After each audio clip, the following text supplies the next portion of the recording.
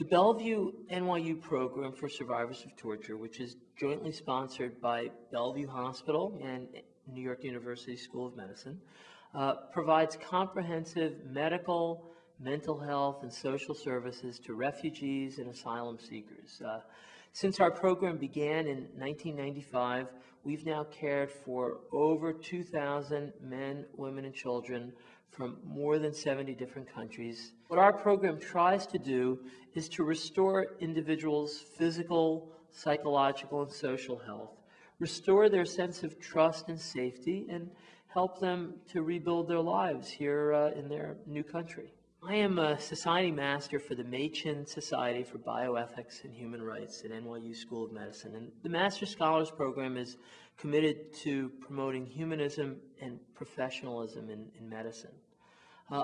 Through that, and also in my work with torture survivors, I've learned about the crucial role that we as physicians and health professionals can play and must play in advocacy, advocating for our individual patients as well as for broader societal issues. And I see that there are four functions that we can and must play. So first is identification, that you need to be thinking about these issues in order to identify them.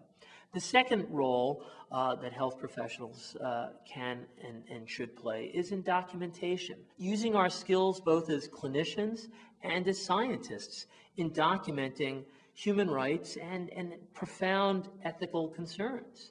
Then treatment, that core role that historically health professionals have played, providing treatment to vulnerable populations. And then finally, and perhaps most important, is advocacy. You need to speak out about what you've found, what you've seen, and try and strive to be a means for change. Don't presume if you don't speak out about an issue that someone else will. And we as health professionals historically, I think, have not done enough advocacy. We've been more comfortable in the role of medical care or research, but that we have a crucial voice to raise that really can change and impact on the public debate and change policy.